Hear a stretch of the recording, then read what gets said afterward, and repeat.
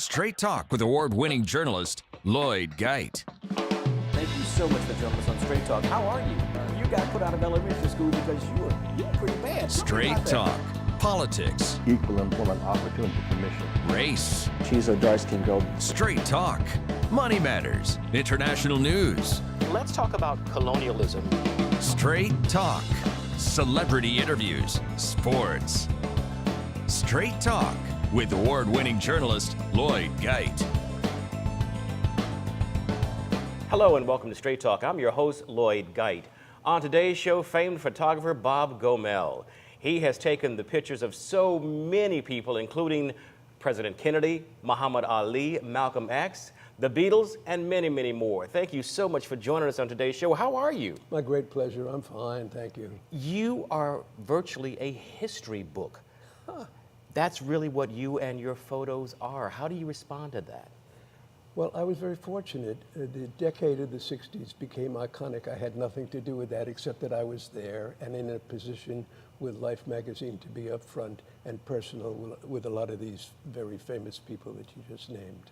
Now, you worked for Life magazine for 10 years. Correct. You did a lot of their covers. I did several, yes.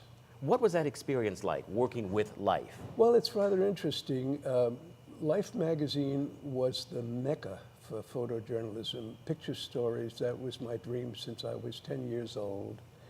And to have arrived at that through a fluke of circumstance and to have been able to fulfill the dreams, that's all I ever really wanted. I was thrilled every time I went out with my camera to try and bring back something that would be of consequence and go beyond the moment.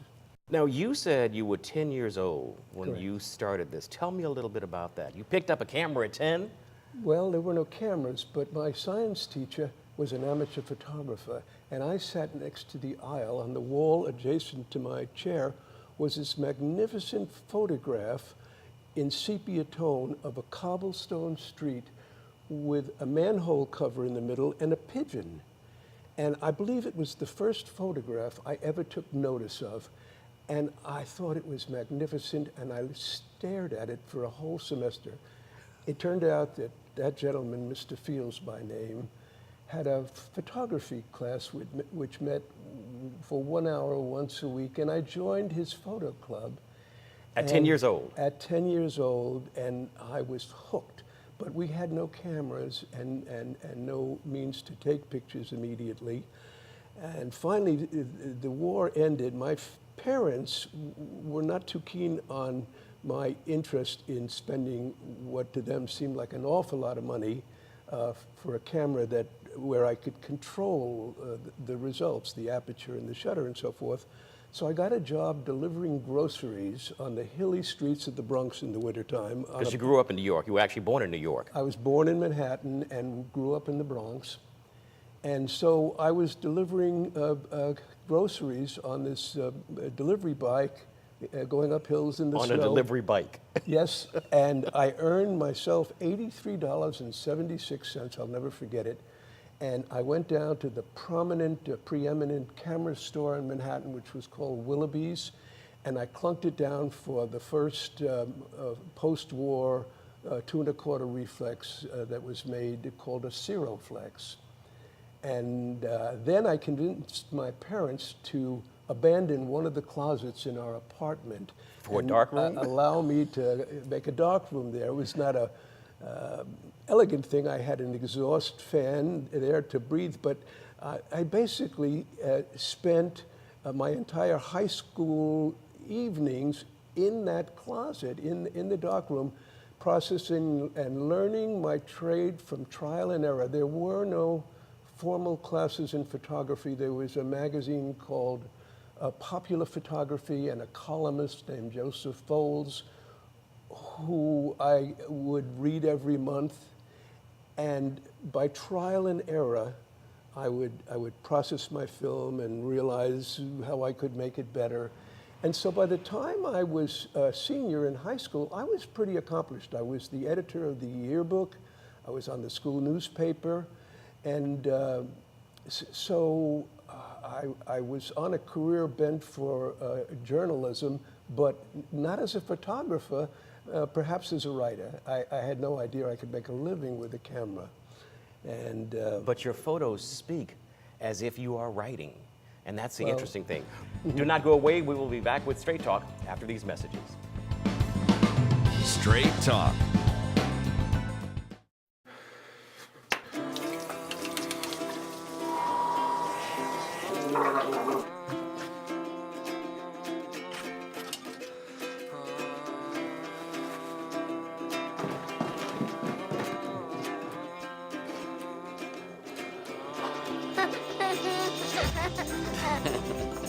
Hungry? The smallest moments can have the biggest impact on a child's life. Take time to be a dad today. All right, guys, we gotta be smarter about what we bite on, okay? I want everyone to go outside. We're gonna run Red Rover on 3. What about you, Tony? I'm gonna run around in circles, flatten my arms, and make engine noises like this. When it comes to playing, we kids are the pros. We're eating right, too. We fuel up. To play 60! If your school doesn't have a program, be a leader. Start one. Click today and join the movement.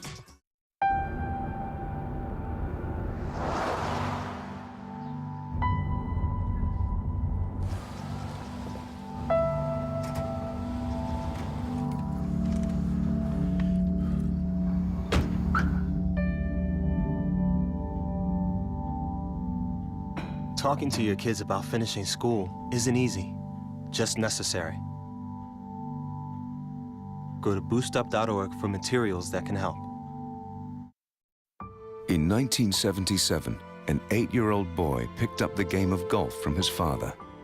The odds of that same boy winning the US Open twice, 1 in 1.2 billion. The odds of him having a child diagnosed with autism, 1 in 110. Ernie Els encourages you to learn the signs of autism. And welcome back to Straight Talk. I'm your host, Lloyd Geit. We are talking with famed photographer Bob Gomel. He is quite a photographer. You've probably seen his works all over the world. Okay, now you're in high school and you're learning all this stuff about photography. Yeah. Then what do? Well, I went to NYU, and fortunately, our school basketball team played at Madison Square Garden, and those games were covered by all the New York papers. So I got to know, oh my gosh, all the press photographers in New York, from the Daily News, from the Daily Mirror, from the United Press, which was called Acme, Associated Press, the World Telegram, and on and on and on. And they were very nice to me and allowed me to accompany them on their evening shifts. And so for 4 years in the evening, I would go around with the New York press photographer and learn the tricks of the trade. And that was fascinating to me. And boy, did you learn the tricks of the trade. Oh, you my goodness, went yes. on to Life magazine, where you worked for 10 years. I want to talk about some of these photos. I'm going to Yes. throw some names to you, and I want just your comments. Right. The Beatles.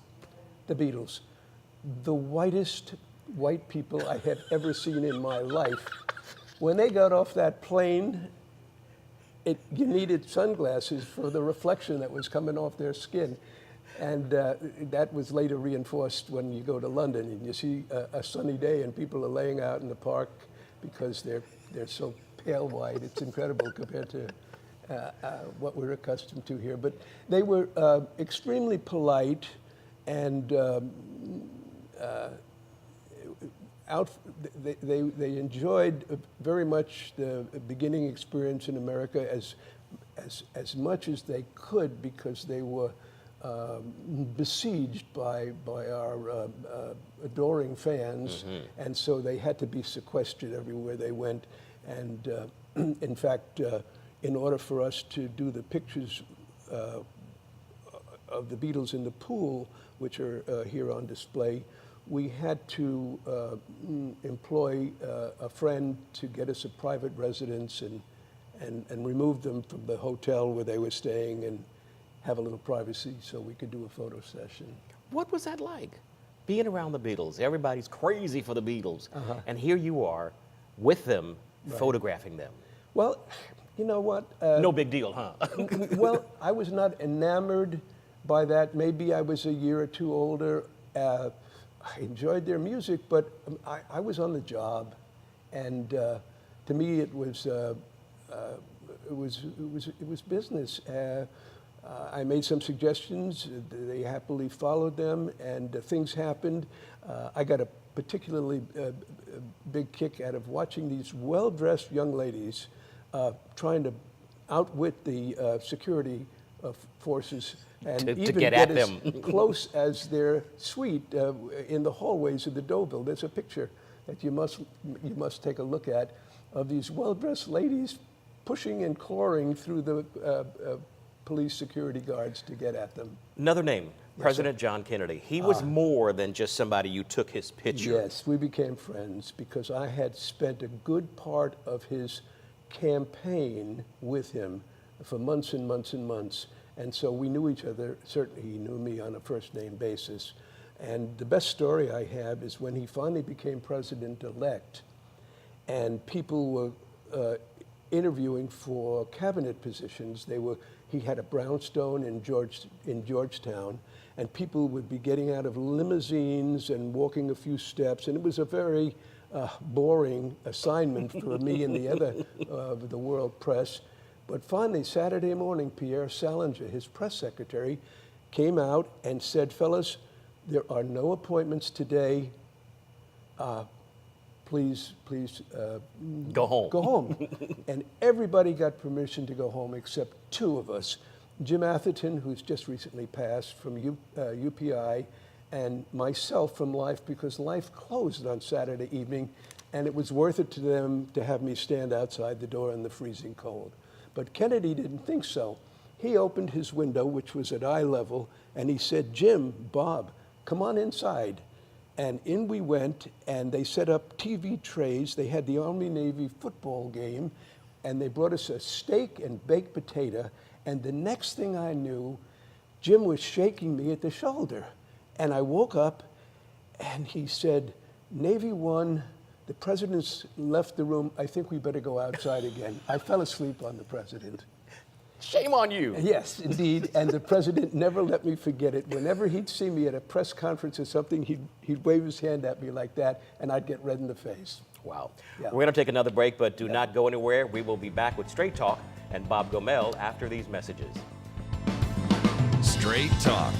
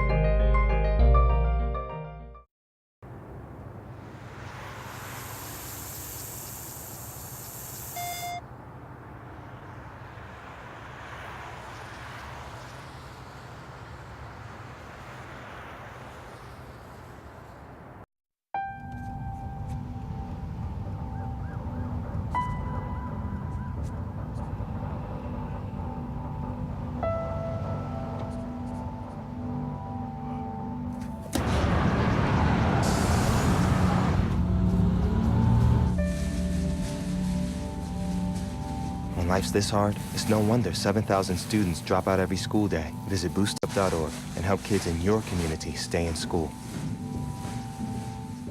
Nice.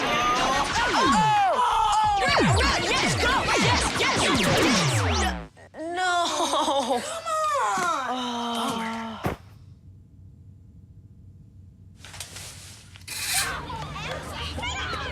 Oops. Yeah, sure. Let's go. Moms everywhere are finding ways to keep kids active and healthy. Works every time. Get ideas, get involved, get going at letsmove.gov. Did you know that getting up and getting active for just 60 minutes a day is all it takes to help you get stronger, look better, and feel great? Or that fresh fruits and veggies aren't just healthier and crunchier, they can taste better too? Eating better and getting more active is easier than you think. Yeah! Keep watching for some fun and easy ways to discover the magic of healthy living in your life. America. Let's get healthy together.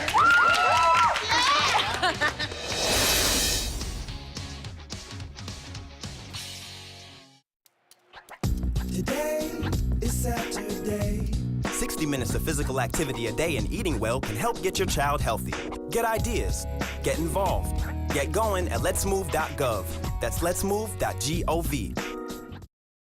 And welcome back to Straight Talk. I'm your host, Lloyd Geit. We are talking with Bob Gomel, the famed photographer who is really a piece of history himself. Let's talk about the funeral of John Kennedy. You covered him for many years. Yes, indeed. But you covered the funeral. Yes. What was that like? Well, emotionally, I was able to put that aside and concentrate on how to make a picture that would convey how I felt inside without myself reacting in any physical way. And I was able to do that. In fact, I was able to secure some rather unique vantage points from on top of the Capitol as the caisson moved by. And then when he was lying in state in the rotunda of the Capitol, to go up on a higher balcony and look down on that sea of blue. And that's become one of my all-time favorite pictures. Let's switch gears a little bit. Something fun. Muhammad Ali. Yes. Oh, my goodness. What a great guy.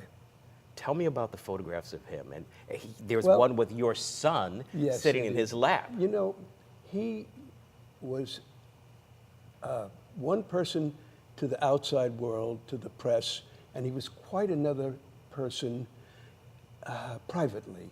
And I want to show you the duality in two examples, not necessarily in sequence, but one when we were returning from reviewing the Broadway play, The Great White Hope. Ali was a magician fan, so he stopped in a magic shop and he bought himself, now picture this, is 1968 or 69, a telephone with a coil cord and a thing and a bell mechanism for his arm. And he was staying at the old Taft Hotel, which held about 30 people in the elevator with the metal gates and an operator. And so the three of us, the writer and Ali and myself, got in the elevator and he makes it ring, makes the phone ring, and he pulls the receiver out, and everybody, of course, in the elevator knew who the champ was. And he proceeded to have a short animated conversation. And he puts the phone down. We get off at the first express stop. The doors close, and the three of us fell on the floor laughing because we knew what everybody in that elevator must be thinking. But that's the kind of guy he was. With my family, on the way to, he rematched with Sonny Liston was in Lewiston, Maine. And so I elected to take my boys and my German Shepherd and my wife to go up there because we were going to be there in Jack Parr Hotel for the duration. And at that time, they didn't have disposable nipples for babies. One of my boys was very young. But Ali and his brother kept like a kosher kitchen. So they went out of their way to boil those nipples. And for your sons. They took such, they were so gracious. And of course, that picture of Ali with my older son is priceless, a family memento. He was, and his brother were so gracious and kind. I have nothing but the fondest memories of that man. And there's even one more follow-up, which I may be running over on, but many, many years later, Ali was here in Houston, and at this point, he had serious medical problems, but he was signing autographs. People would pay to go to Brown Center and he was humbled over and signing autographs. And my son walks up with that particular big frame picture, and Ali looks at it, and he lights up. He got 20 years younger, and his disease separated, and he got so excited, he got out of his chair, and he went up and down the line, showing all the people who were waiting that picture. And then he got back to his seat and looked at my son again and looked back at the picture and looked up at my son again and said, "You still ugly." That's a great story. We're going to take another break. Do not go away. We will be back with more Straight Talk. Straight Talk.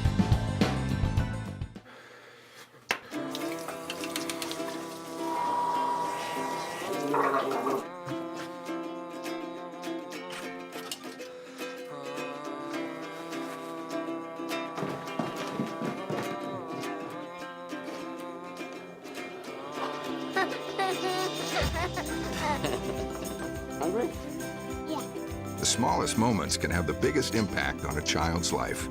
Take time to be a dad today.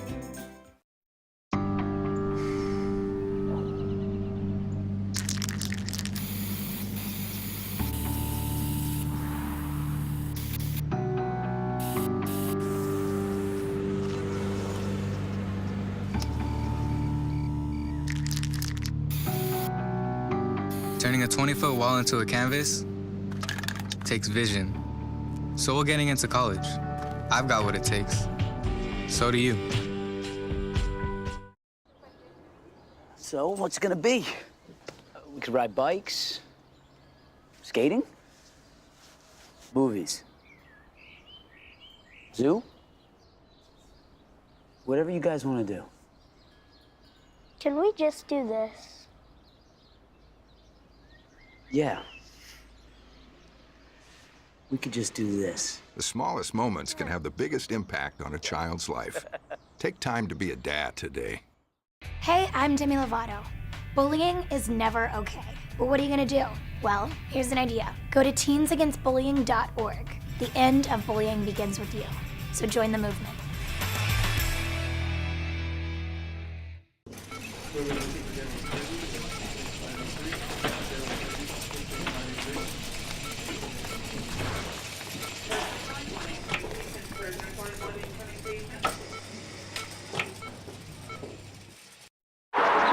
All right, guys, we gotta be smarter about what we bite on, okay? I want everyone to go outside. We're gonna run Red Rover on 3. What about you, Tony? I'm gonna run around in circles, flatten my arms, and make engine noises like this. When it comes to playing, we kids are the pros. We're eating right, too. We fuel up. To play 60! Your school doesn't have a program? Be a leader. Start one. Click today and join the movement.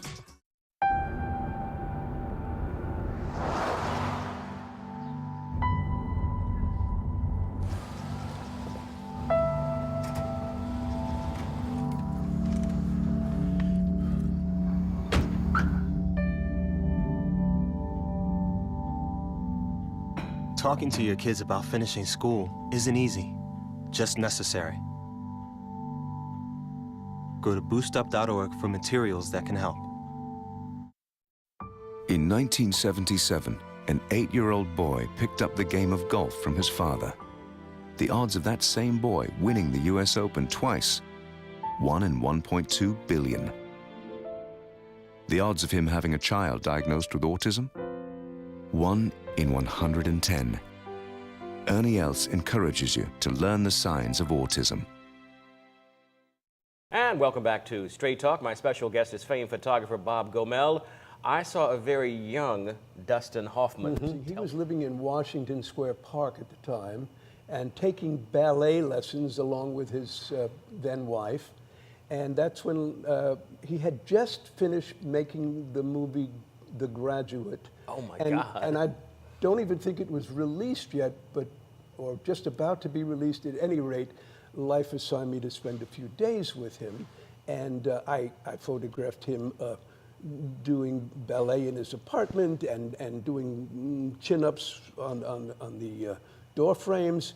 But the interesting time was once when we went to a sculptor who was making his likeness in clay, and he posed alongside the sculpture.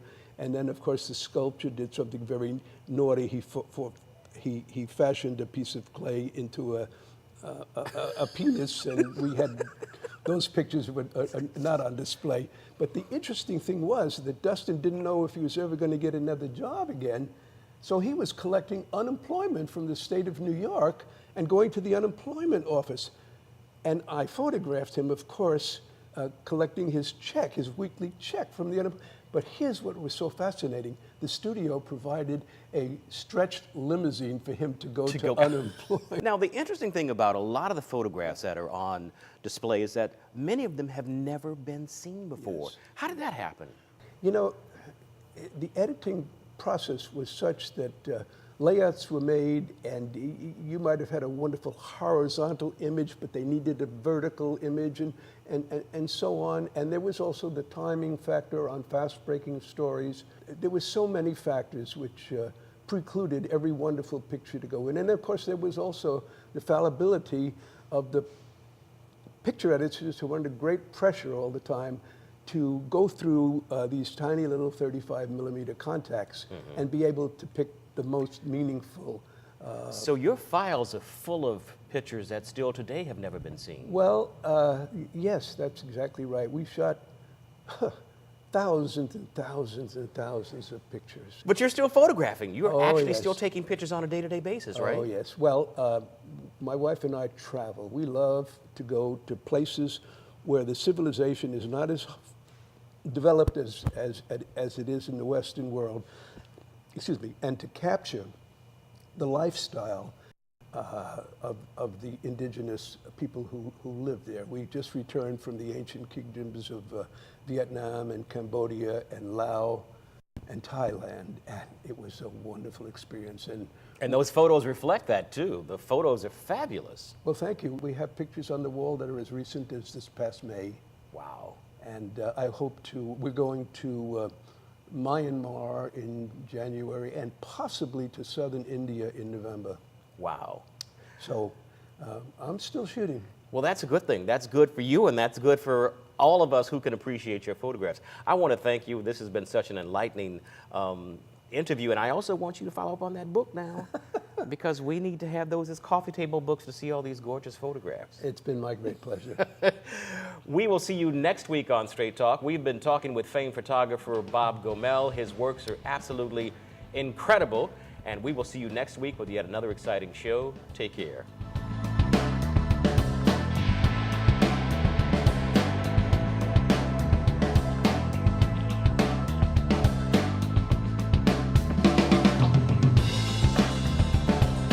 Straight Talk with award-winning journalist Lloyd Geit. Thank you so much for joining us on Straight Talk. How are you?